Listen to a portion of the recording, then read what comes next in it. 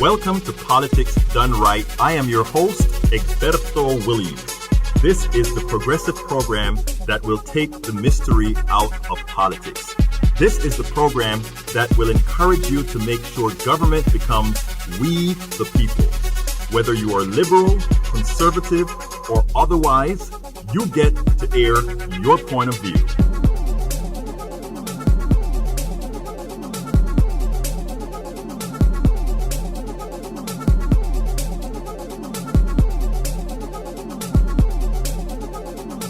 Remember, you can also send me a tweet to EGBERTOWILLIES. That is, at Egberto Williams. Let us engage. It is politics done right. 1, 2, 3, 4. Well, folks, welcome to one more edition of Politics Done Right. I'm Egberto Williams, your host. Thank you so kindly for being a part of the show. We are going to have a great show for you today, as usual. Before I get started, I need a favor right away because, folks, this weekend I was playing around with Zapier, which is a tool that allows me to automate certain things on Facebook. And I think along with that, Facebook kind of got scared that it was a spamming tool, which it wasn't. It's Zapier, what everybody uses. And we lost some of our sharing privileges until Sunday. So those of you who are just chiming in right now, I want to ask you to go ahead and share this stuff real quickly. Share this video real quickly. Also, please go ahead and start the video parties if you can, because as it turns out, if we don't get some traction in the beginning, you know how the Facebook algorithms work. So I need your assistance. We're going to have a great show today, and I don't want folks to have to wait till only the replay to get to it. I want them to get to it as soon as they can. So again, I'm asking you to please go ahead and go ahead and sharing this for me through your particular sphere of influence, because like I said, I can only post right now. I can only share right now on my page, which is the Politics Done Right page, and not even effectively there. Only certain things. The videos are allowed to be done. Other things can be done, but others just can't. So folks, please go ahead and let's get this stuff shared out to as many folks as you can. I need your assistance. And now, what are we going to talk about today? We're going to have a great show for you today. And so the title of the show today is called, what is it called? Let me get to the show. What is the title of the show called? Welcome aboard, Kathleen. Kathleen, in Situate, Massachusetts. Thank you for sharing it, Kathleen. Anybody else can share it, it would be much appreciated. Anyhow, folks, title of the show today, Plutocracy, Venezuela, Medicare for All, Capitalism, and Cuba Confusion. The reason I'm doing it today, I guested on a show last night at 9 p.m. Central till 11, a 2-hour show. And there's a guy who called, and it really touched me, right? Because it showed me that we have a lot of work to do. What is so amazing is how effective the Trump tentacles are in every single community. If you think for 1 minute that Trump doesn't have the Latino vote, that Trump doesn't have the black vote, that Trump doesn't have all these different types of votes, I've been trying to tell folks a few things a few times over, and that is Trump has a way with his media system, social media and otherwise, to get to people, to get to the right ills that are afflicting people, to get to the right hurts that are afflicting people. And his media folks know how to touch them and create a new sense of reality. The first video that I'm going to have, the first interview, no, it's not an interview, it's a participation at a show.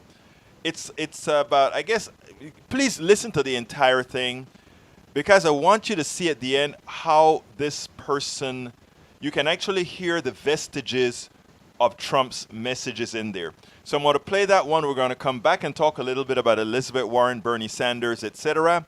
And then we're going to go into Greg Palast and Venezuela. So let's go ahead and start this one here. And we'll move on. Let me go ahead and cue that up. We'll move on afterwards with the one concerning Greg Palast. So let's go ahead and do that. We'll get started, and then I'll be right back. I want to address your little African friend that was on earlier. African friend. Yeah, the little dude with the accent or whatever he had, but he was talking about he want Medicare for all. You mean my Panamanian brother? Yeah, he want Medicare for all. Why don't he check out Venezuela or Cuba? Why don't you go look at the examples of how they living and look how we live? Can I ask you a question, sir? Yeah. I'm from Panama. I'm from that part of the world. Yeah. Okay. Where are you getting your information for as far as how they live and how things are down there as far as their healthcare system? You were dogging out the capitalist society and look at Venezuela. Look at them. Look how they live. No, he asked you a question. Yeah, I mean, I'm just curious to where you're getting your information, because the person who spoke to me, I said, I want to have a conversation with them, because we can go ahead and have a solid conversation as far as what is working and what isn't. You know, when I hear somebody tells me about capitalism, look at Venezuela or look at Cuba or look at the others, I'm like, what are you talking about? I don't know who's talking about that. The thing about it is this: the people that have our minds in control here in the United States, they like to use those two countries as examples. Now, let me tell you something about Venezuela. Ask yourself the question, why would a country sitting on the largest pool of oil have all the people poor, as our American and European and Chinese companies extract all of that oil to no benefit to the people on the ground? What I try to tell folks like you and others, my friend, I don't get into arguments or discussions. I just get into speaking the way things are. I'm from that part of the world.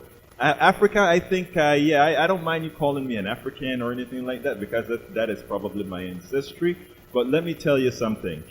There is absolutely no doubt, zero doubt, that what is occurring in this country today against every 80% of Americans today is wrong. 80% of Americans do not have $400, while Bezos, using the capitalist system that you are revering, to accumulate $160 billion of doing no work. Let's continue. Bill Gates has over $100 billion for creating Microsoft Windows. Guess what? I made quite a bit of money. I'm not some floozy socialist walking out there. I made quite a bit of money in this capitalist system and gave up quite a hell of a lot to say, you know what, given that I had price and power, I realized that only the people with price and power are the ones who have the power in this country. And if you don't have price and power, everybody else are slaves. So I became, wait, hold on, sir. Money is power to you. So you want us to chase the money. No, that's not what I said at all. No, sir. Sir. You need to listen to what I'm saying and not be pre-programmed by what these people tell you here. We are on the same team. Remember that. We are on the same team. I don't chase behind money. Say that again. I don't love money like you do. I do. Why would you say? Why would you say I love money? He didn't even say that. What are you talking about? Why would you say I love money? He just talked about money. No. What I said is I gave that up because I realized what it was all about. No, sir, absolutely not. What I would like you to do, or however, my friend, is to forget everything you thought you heard about Venezuela, because it's wrong. I want you to forget everything you think you heard about Cuba, because it is wrong. North Korea. I want North Korea. That's a different story altogether, and that is where we have allowed people like 45 and others to conflate these different countries that have completely different histories from ours, and completely different histories from each other. Anybody tries to conflate what occurred in North Korea to what occurred in Iran to what occurred in Venezuela are wrong. Say that again? Iran too. I forgot about that. Yeah, but what was important, my friend, is the following. What is important? Each of these have different histories. So let me give a quick thing about, let's say North Korea. North Korea is in the situation that it is in from the Korean War and the separation between the not wanting a capitalist state, and the reason why you notice they decided to have a bomb and nobody messes with them in having the bomb. But anyhow, so. But what about Donald Trump lowering the unemployment rate at the lowest for black people? It's false. In the last 50 years. It's false. What do you think about that?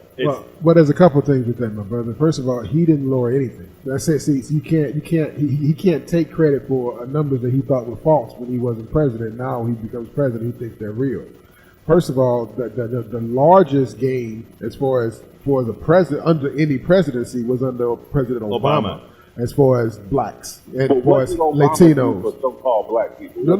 But let me finish, brother. I'm just answering your question. You asked the question about Trump, and we're just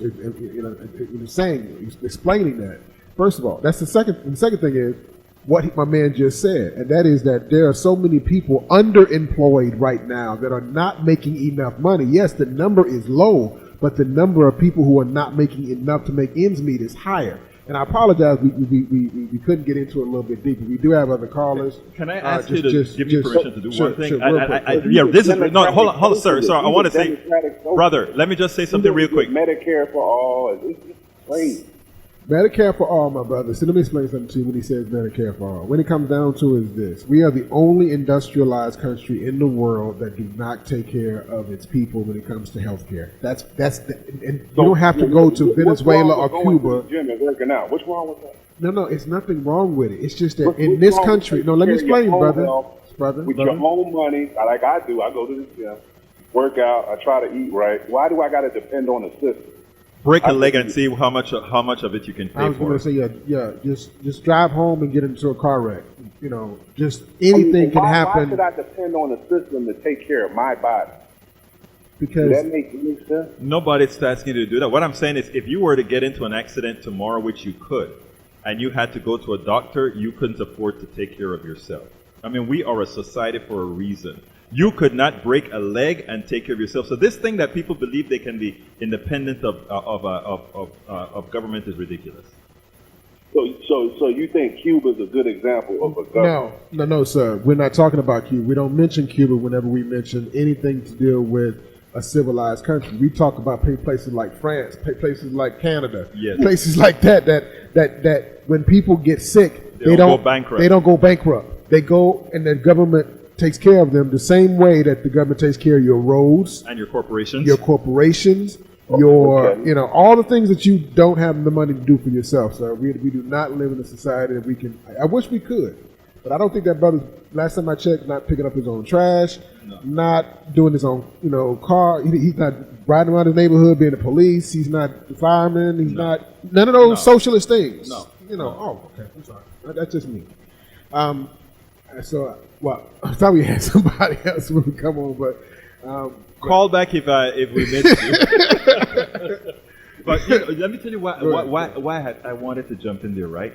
Because the young man that we just spoke to, 45 is a very smart person, and he is using the numbers. He doesn't have to win a majority, and he doesn't have to win a large percentage of the black vote or the Latino vote. He just need about 15-20% of the black vote and so forth. And what this young man who just called us pointed to me is that he had enough information that was wired to him through the Trump sequence of social media and other things. Because when he mentioned things about the black unemployment rate, shows that Trump or 45 is getting some penetration. When he says something like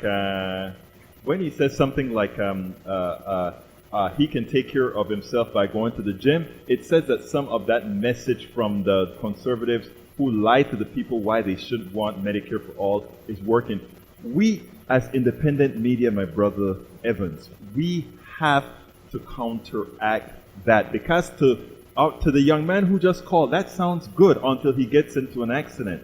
It sounds good until he realized that the black unemployment may be lower, but that you're making peanuts and you're still in debt. I mean, we have to clear that up. Not just making peanuts, but you actually do a comparison between white households and black households. Right. The numbers are absolutely ridiculous. You're talking about $7,000 for the black household and $127,000 for a white household. It's important that, and what we see though, Brother Evans, is so many of that message, and that is why we have a lot of work to do, because some of that message is penetrating, because they've engineered the messages. They've gone to psychologists to see what buttons to push. Even Biden did it. Biden went and he paid an organization to do a test on what best to detract people from supporting Medicare for all. Yeah, and absolutely. I forgot all about that story. You're absolutely right. I forgot about that. They actually did testing on that. Yes. And once again, you're talking about a situation where one of the most popular programs in any of the institutional programs is Medicaid. Yes. You know what I'm saying? That's one of the most popular. Yes. So all we're talking about doing is extending that to. And the thing about, and that's what I'm saying, the messaging, we have a lot of work to do. Yeah. And instead of talking about how bad Trump is, we have to talk about how bad the plutocracy is in convincing Americans to continuously support policies against their own interests, policies that kill them. We need to remember to tell Americans, your Texas legislature is killing 2,273 Texans. Talk about every that real quick. Okay. We talk about broad. Let's bring that here home state of Texas. Right here in Texas. Texas is paying the taxes for the Medicaid expansion to the Affordable Care Act. Every state has to pay that tax. Mm-hmm. They don't have to accept the Medicaid expansion to the Affordable Care Act. By Texas decided to be big, bad, and bold. They decided not to take the Medicaid expansion to the Affordable Care Act, which meant it left an extra 1 million Texans without health insurance. By keeping 1 million Texans without health insurance, it means we have an extra 2,273 deaths per year. That's an intentional killing, which is also known as murder. If a legislature passes laws that inflicts intentional killings, your legislature is murdering your fellow citizens, and you mean you're going to still vote for them? And here's a question. Here's a simple question. Yes, sir. Who are the people that would have been covered? Who are those million people that would have been covered? Because this is the key point. Because a lot of them people, if you were to listen, they're shiftless and lazy folks. What are you talking about? Who are these people that would have been covered? Brother Evans, these are working Americans. These are working Texans. These are working Texans. And you know what? Of every spectrum. So many of the people voting, these same people in effect were voting for their own murder. You know, it's amazing because my mom actually works for this small company that is owned by Caucasian, and about 50-50, right. Conservative, and right. And so they have some activists in Austin that's pushing for their agenda. Right. That they're paying to push their agenda, and they were all against Obamacare, all against it. I mean, especially the conservative ones. They was, not all of them. Half. As soon as it got here to Texas, they took it. And Dad got sick. Yeah. Guess who all those conservatives were sneaking into the office and closing the door to find out how can they sign up their parents for Medicare, for the Affordable Care Act. For the Affordable Care Act. Let me tell you, because they sat down and did the numbers. Exactly. Let me tell you, they sat down and did the numbers. A guy was in my house. I did the video just Friday. I played the video on Politics Run Right just Friday. He came in and he said, "This is a Republican man. He's in my house and he's saying, I will kiss Obama's butt right now. I just had to put a new valve in my heart." Why does it take? Don't you have empathy? Let me tell you. That's amazing, Brother man. Evans. You gotta almost see. It's got to see. That's the problem with that I have with a lot of Republicans, because we talk about empathy. Yeah, that's exactly. We talk about empathy. They don't have it until it affects them. That politician in Ohio that passed that Republican that passed that gun bill. Yes. 3 days after. You know why? His daughter was around the corner and almost was shot. Right. That's why he did it, because his daughter almost got shot. The people that most speak about, morality and Jesus are the ones who least can see. I can't look at somebody. I am the type of person, I can't look at somebody in need. Brother, if I know you are in need, I've got to do something. And what I don't understand is how people do not see that their fellow Texans are in need and still vote against their fellow Texans' interest. That's right. That's right. And trust me, you are not going to have people who are going to be, because people are living for the Joneses. Mm-hmm. They're not going to tell you privately that they're struggling, that they're about to file bankruptcy because they're, my wife got cancer last year. Right. I mean, I always talk about the fact, I talk about the story, and we're going to talk, pull in a couple of folks that's waiting. I tell the story about my aunt. who used to work at a hospital got cancer and could not afford to continue under her health care and had to sell her house. Imagine that. Had to sell her house 6 months after Only in America. finding out she worked at the hospital Only for in 20-something America. years. Only in America. And they had to do a fundraiser, and the doctors who she supported had to literally put money in an account so she could pay for her, to cover the stuff that all her supposedly insurance didn't cover. Brother, that is money going into the hands of the rich, the plutocracy, and that's what we talk about. So all those folks defending or going against what we say about, I can't believe you're speaking about our economic system like that. Remember, that's the system we're in right now. That's the system we're in, and that will affect you. Well, folks, hope you enjoyed that. Before I jump into the other one, I want to talk a little bit about the state of the Democratic, the primaries, right? It's not turning out any way at all the way the Democratic establishment thought they would have had it arranged and ready to go. It is failing profusely, and there's a reason why it is failing. It is failing because, for some reason, we believe that instead of the will of the people, we want to engender what we believe people really want. And what happens whenever you do that, you effectively start to tell people, you don't matter. You really don't matter. And we know better. We know people, we know what people believe, we know what people want, we have a good idea, etc., etc., etc. So anyhow, so what's happening now? Two things happen. One, the idea was we're going to bring Biden out. Biden is the one who can beat Donald Trump. Biden comes out, and I'm the one who can beat Donald Trump. I am the one who can say, I'll take him in the backyard, and all that kind of macho thing that Donald Trump likes to use. Biden tried to use that. Then what happens? Donald Trump finds out. Well, everybody kind of knew it, but they find out that the Biden son gets a sweetheart deal where he makes $50,000 a month and is on a board or something and gets some sort of $1 billion deal. But in reality, you have to ask the question, what qualified him for that? We claim we're a meritocracy, and all these, and all these Democrats, we are supposed to believe in meritocracy and our progressive nature, and all that kind of stuff should work.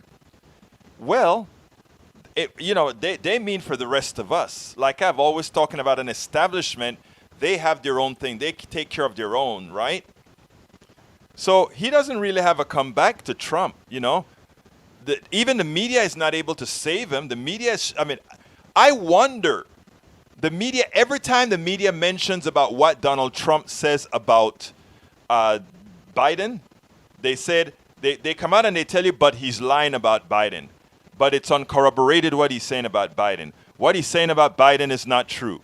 Every time they have to report anything that Donald Trump says about Biden, they immediately tell you, but remember, Donald Trump is lying. This just shows you how the entire system is right now programmed to either elect Biden or Donald Trump.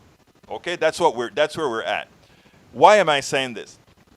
Remember, in the old days of Obamacare, the Republicans could come out and say just about anything about Obamacare. Oh, we're going to throw your mother over the cliff, or we're going to have death panels and all these things. And what would these people say? The media would not say, when Republicans talk about death panels, they're lying because the reality is this is what the law says. And they have the law in black and white. They do. The media does.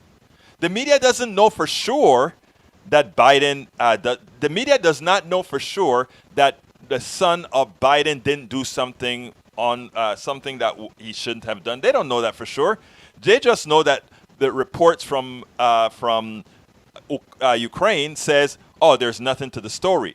But of course, they also have Biden saying, we told him to fire the guy. I mean, what I'm saying is, look, Biden did nothing. Likely, there's more than likely Biden did nothing illegal, but unethical. $50,000 a month for not knowing a damn thing. It's when something should be a meritocracy. So let's be clear here. I want to be very clear. I have nothing to prove to say that Donald Trump is telling the truth about Biden. In fact, according to Ukraine, what Donald Trump is saying is not true. But we also know that Ukraine is in bed with whichever administration is in power. And we also know that Biden's son was getting $50,000 a month for doing, having a name Biden. Just like the Trump kids get all kinds of deals just because their name is Trump. There are similarities there. When I talk about establishments, there are similarities there. Anybody who thinks that Biden is going to win the similarities race, in other words, my son didn't do it as badly as your kids, just don't understand how the American psyche works or understand how effective Donald Trump is and how ineffective Biden is. And if you doubt that, just look at the current response that Biden is given as he is attacked by Trump. This is a guy that was going to stump Trump into the ground. This was a guy that was the only guy who could stand up to Trump. I bet if Trump gets something on Elizabeth made her one mistake, and I don't even call it a mistake. Elizabeth Warren's parents have been telling her for a long time that she had some Native American blood. And everybody goes crazy because she went ahead and tested to see if for real she had Native American blood. Well, the funny thing about it is everybody and their mother right now are going to do these tests, right? What I don't even remember the name of one. They're doing their genetic tests. They're swabbing their jaws and sending it in because they want to know who they are. They want to know what part of them came from Italy, what part of them may have come from Africa, what part of them are Muslim. Everybody wants to know that. My daughter did it. My daughter found out that she's from all over the place. Okay? Mostly Africa, but she has a little bit of just about everything. A little bit of Native, a little bit of Anglo. She has a little bit of everything in her. She's like, Dad, could you go ahead and take it so you can tell me more? And I'm really not interested because I don't believe in race and all that kind of stuff. But, I know their genetic. Dad, could you please take it? Dad, please take it. So one of these days I may do it myself. But, all these people want to know what they are. And when they find out something, I had this blue-eyed blonde guy come to me and say, hey, guess what? You're my brother. I'm like, what you mean? I did my, test, and I found out I had, I have some African roots too. And I'm like, oh, okay, cool, man. It's not like I didn't know, everybody have African roots. But the thing about it is people are doing that all over the place. Only in America, when that Elizabeth Warren, parents told her she had some genetic Indian in her because, again, some Indian body from someplace else. And now, because she went and did the test. Look, I don't think it's a bad thing that she did the test just to see if there was any inkling of any Native American in her. And it turns out there was an inkling, a little bit of Native American in her. And then she comes out and she says it. And Trump and others engineer people in the Native community getting mad. You have privilege and not be... Look. I don't think the woman used the preponderance of her nativism, whatever percentage, 1%, 2%, whatever it is, to get any breaks. But even if she did, I knew a lot of kids when I went to UT that used their black card or their Latino card, and they were blue-eyed blondes, but they used what they could to get a break in the system. If the system doesn't pull you away, hey, what can I say? But again, my thing here is I can take that stance because, and I think the ADOS folks in the ADOS movement would say, well, you don't, that's the point with you. You're not looking at it. No, because my thing is that I just think we should, I don't want to say get over, you can't get over these, you cannot get over systemic racism without being intentional. But I think folks like a woman like Elizabeth Warren taking a hit because she went to see if, okay, I had never done a test. My parents told me I have Native American. I've written that down all the time. Now let me check to see if it's true. And then you find out, oh, it's really true, and you tell everybody. And then people start, both the liberal police and the conservative police comes out and like, I can't believe you did that.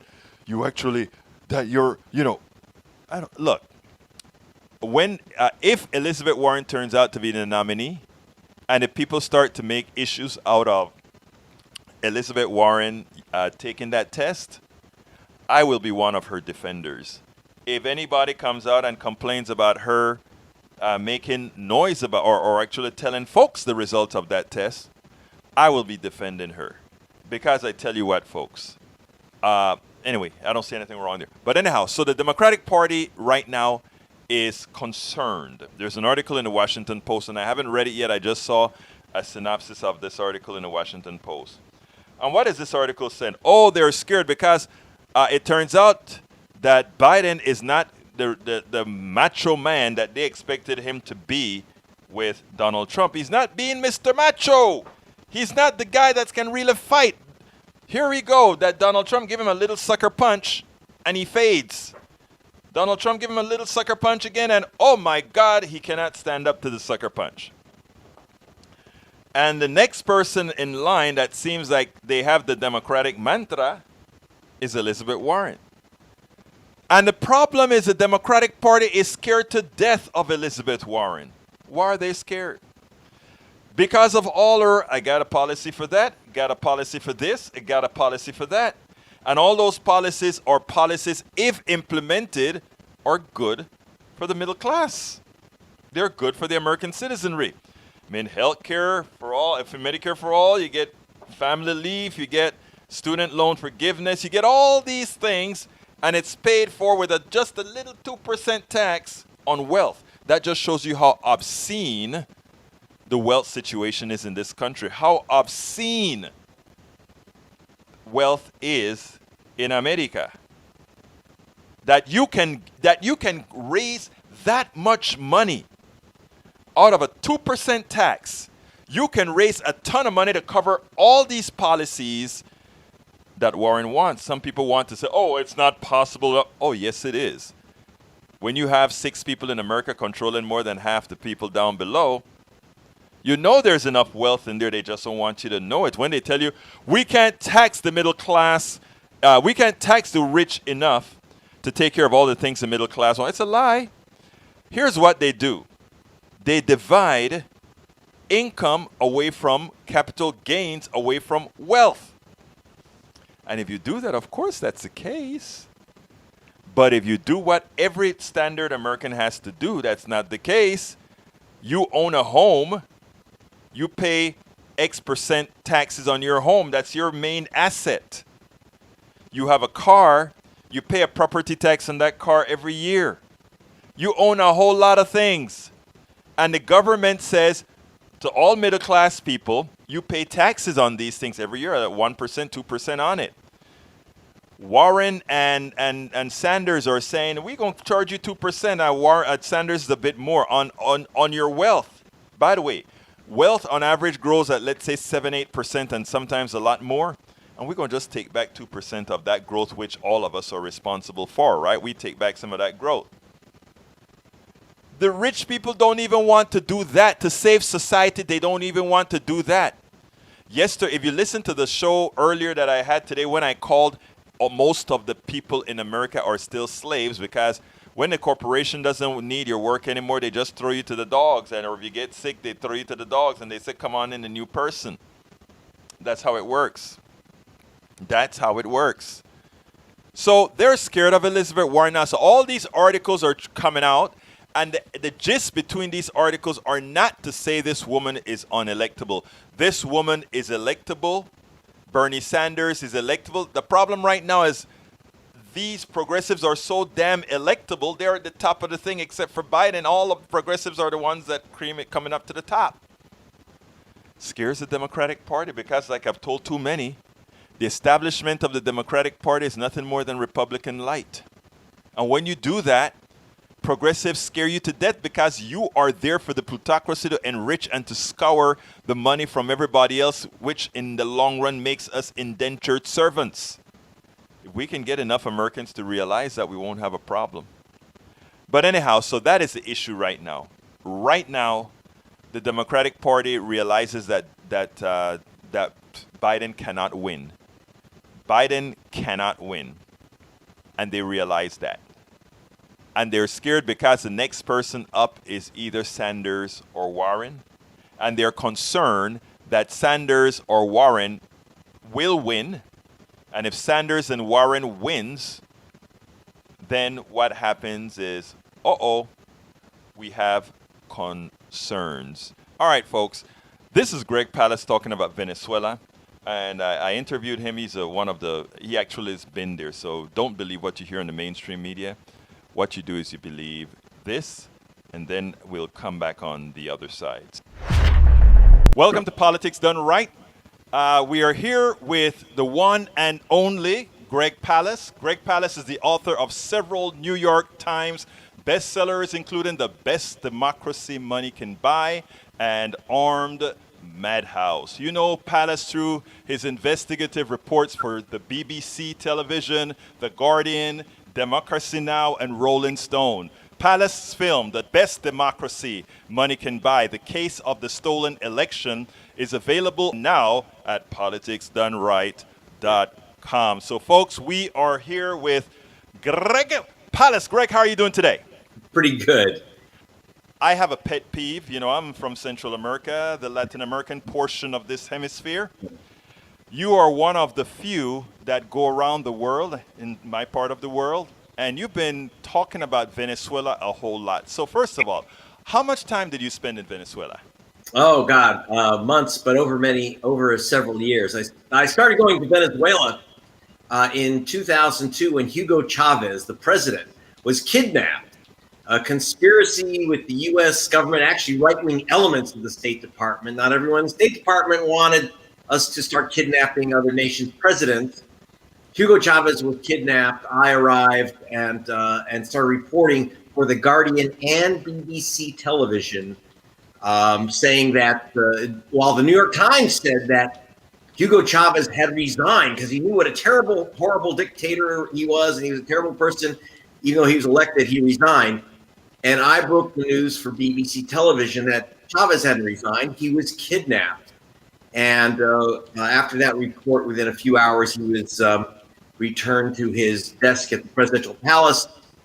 I had many talks with President Chavez, and even the current president, Nicolas Maduro, came to visit me in New York. I knew Maduro well, the current president. That's not an endorsement. It's just saying that I actually do something that American reporters don't do. I dig into the story. I get on the ground. I talk to the parties involved, including the opposition, by the way. You know, that is what's important with independent media. People that are not owned by the plutocracy, people that are not owned by the corporatocracy and all these corporations. Now, we don't want to make things look better than they are. So first of all, let me ask you the bottom line. Did Hugo Chavez make things better for a vast majority of people in Venezuela? Okay, let's distinguish between the current presidency and Hugo Chavez. According to the CIA, you know that left-wing commie source, the Central Intelligence Agency. According to the Central Intelligence Agency's own analysis of Chavez, he reduced poverty by 47% in Venezuela. That's almost half the population of poor people, most are poor. He cut poverty rate in half. According to the CIA, he substantially lengthened life expectancy in Venezuela by massively expanding healthcare to all people. When I first wrote about Venezuela, are you ready for this? In 1976, I talked about 1 million homes made out of cardboard surrounding Caracas. those cardboard houses are almost gone, replaced by houses made of bricks. That was the work of Hugo Chavez. By returning, how this happened? He's not a magician. There's no magic involved. Venezuela sits on the world's largest reserve of oil. Go to the OPEC site. It's not Saudi Arabia. OPEC itself says Venezuela has the largest reserves in the world. That oil wealth was basically siphoned off and sent to Miami, given to a few rich people, and stolen. Chavez came in and was elected president. I want to repeat that: elected and reelected twice. And the elected president said the oil wealth will stay here in Venezuela and in Latin America. And that's how he paid. He basically spread the oil wealth. And I talked to people who hated Chavez, but they all agreed when I was down there, including like Julio Borges, his main opposition, the guy who ran against him. Even he said Chavismo, that is giving the oil wealth back to the public, was excellent.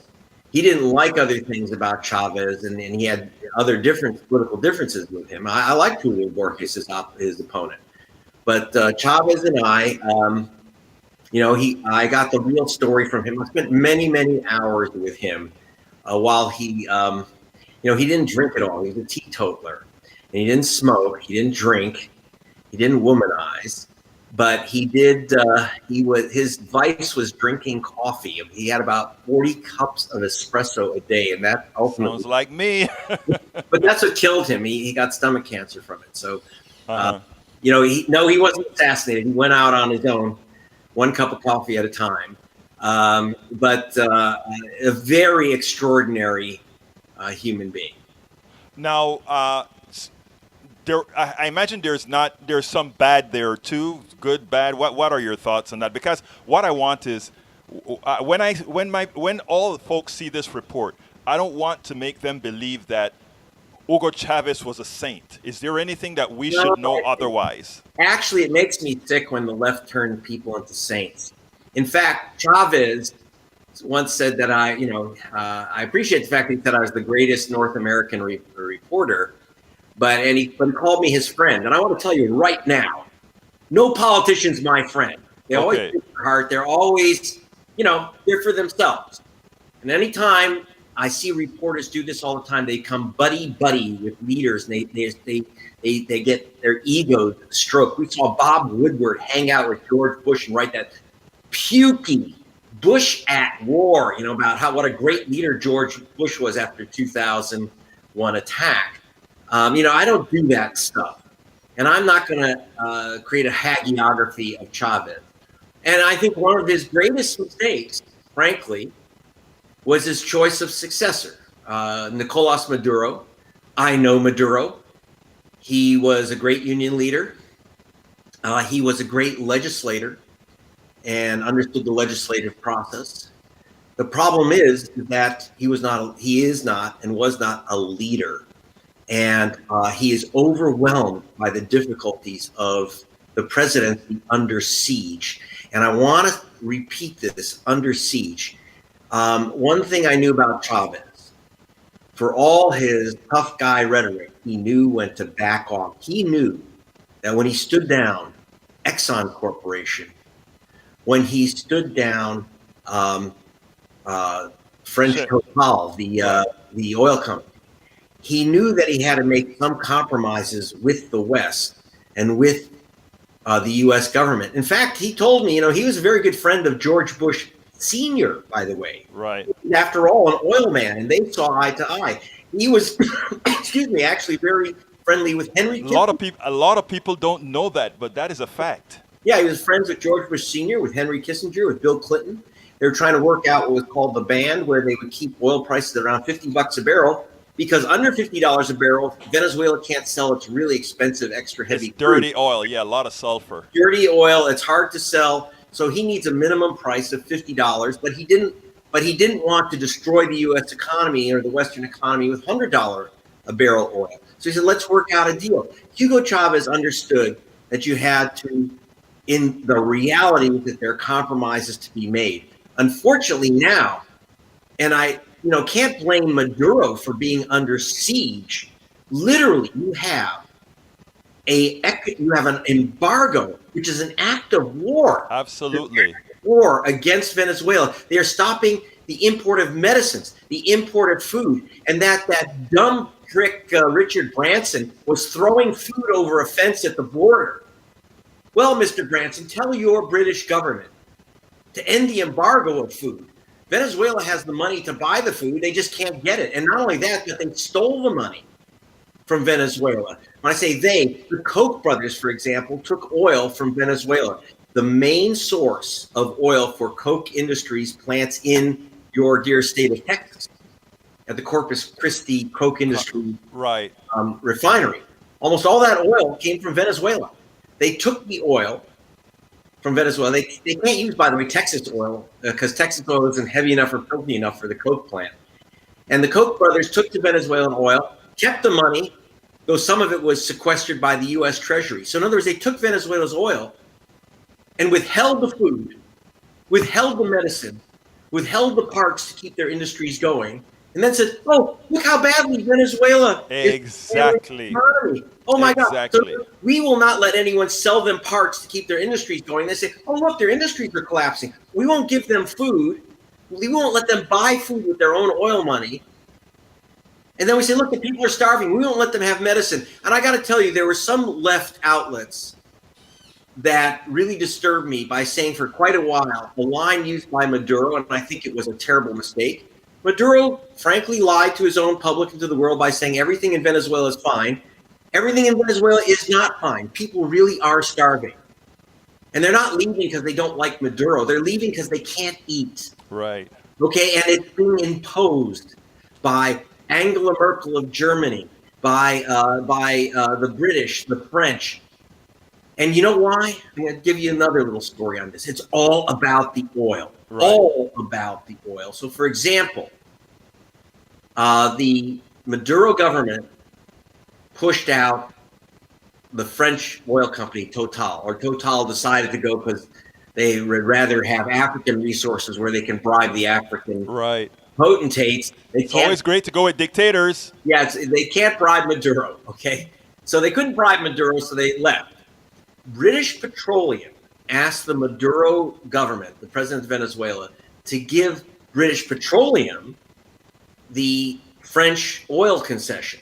Now remember, this is supposedly he's a terrible dictator. We should have nothing to do with him. We should embargo him. But they're more than happy to take the oil from Venezuela, take a concession.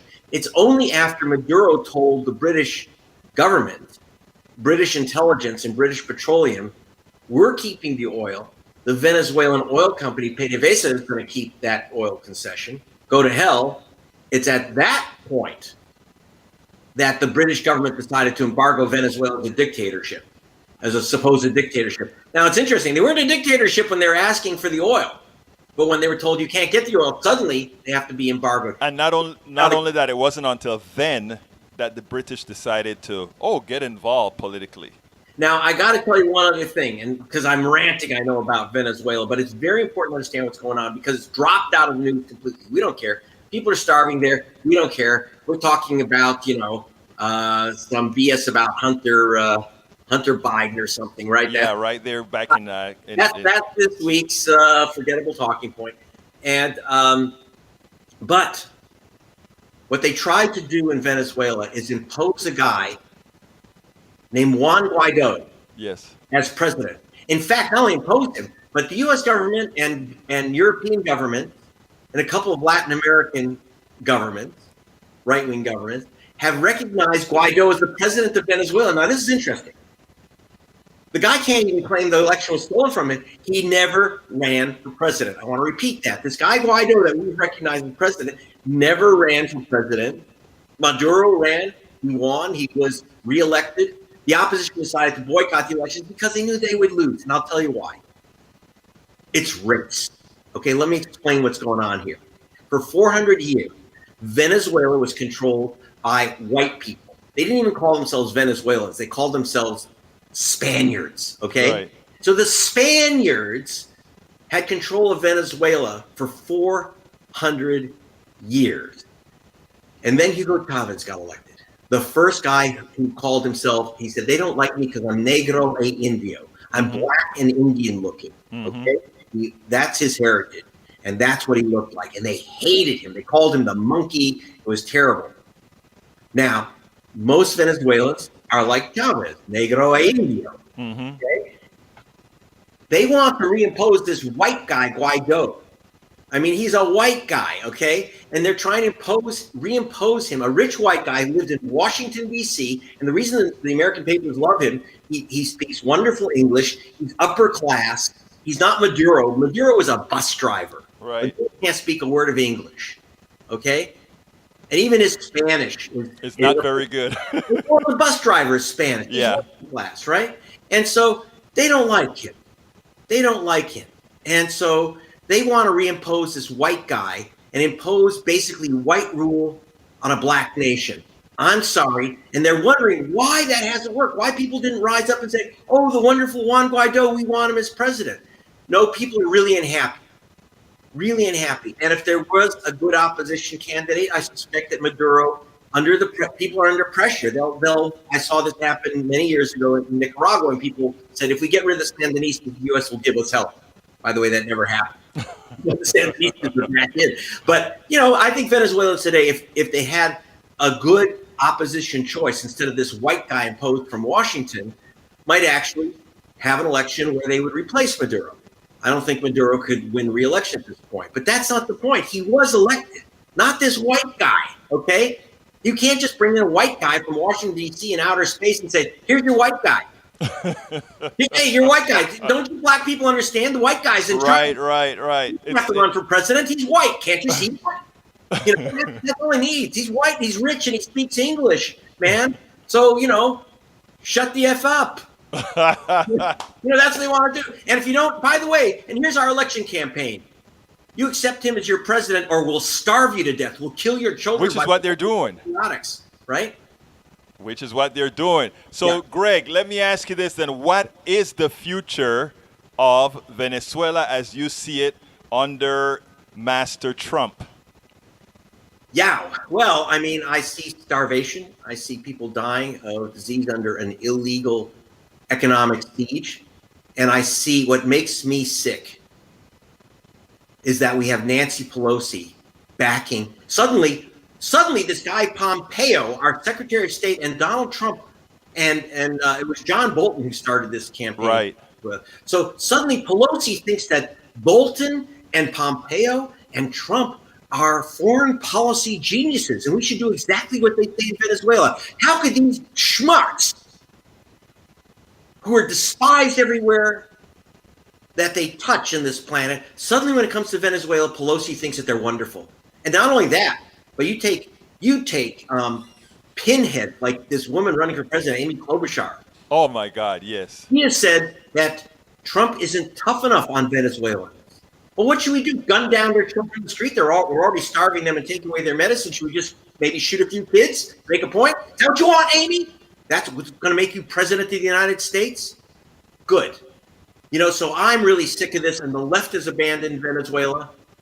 The progressive, and then Bernie Sanders was asked, oh, why didn't you call out Maduro as a dictator? Okay, that's because the guy that they bring in supposedly to represent Hispanic people in the debates of CNN, okay, is a white guy. And I can tell you right now that he's a rich white guy. And I don't care whether your politics are left, right, or whatever. Every rich white guy in Latin America is anti-Maduro, anti-Venezuela. And all you have to do is look at their skin, look at their bank account, and I can tell you exactly where they stand on Venezuela. And so Sanders is being pressured into making statements against the Venezuelan government. And it makes me sick that the Democratic Party would pull this crap, which is, it have independent information. It is national. I interviewed the ambassador to Colombia when he came here for one of the oil conferences, and he gave me the wink because he's a part of a Latin American organization that is there to kind of push Guaido as the president and to really disparage the Venezuelan people in general. So, I spoke to him, and he kind of got a little bit concerned when I told him that, what's the name of the guy you mentioned earlier, the one who runs Latin American policy for the United States? It was Bolton, and then it was Bolton, now Pompeo. Yeah. Okay, not him. The person that I'm talking about actually got in trouble with Nicaragua and El Salvador back in the day. Oh, Negroponte. Yeah, when I talked about these guys, he didn't want to talk too much, and the reason he didn't want to talk too much is that he feels the same way about these guys, but he was there as ambassador to Colombia. Exactly. So, remember, let's not forget that Venezuela and Colombia have had centuries of conflict.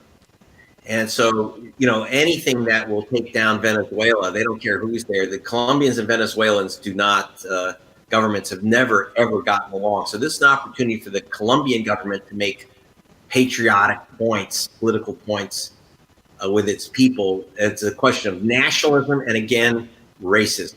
This has been Greg Palast. Greg Palast is one of the, I think one of the most important investigative reporters in the country.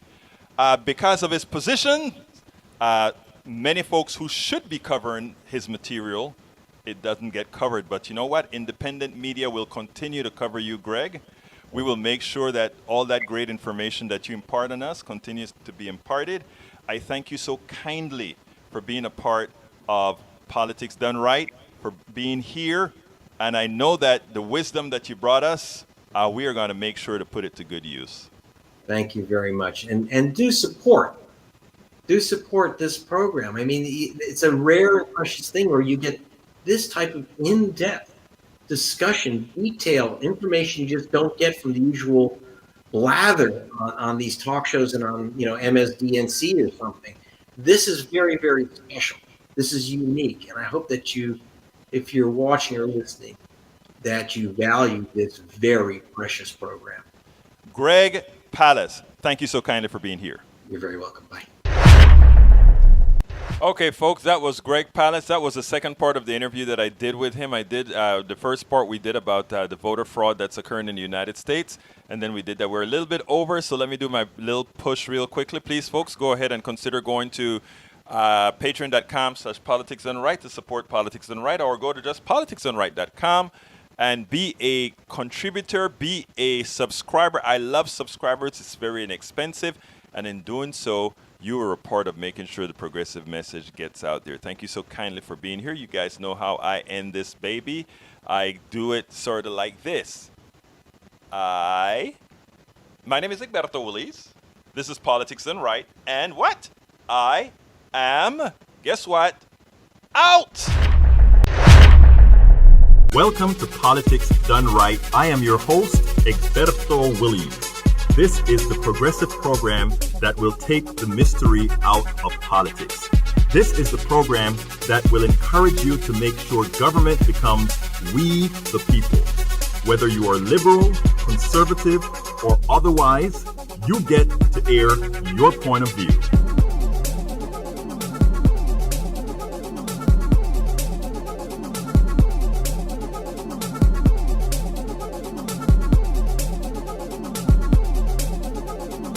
Remember, you can also send me a tweet to EGBERTOWILLIES. That is, at Egberto Willies. Let us engage. It is Politics Done Right. 1, 2, 3, 4.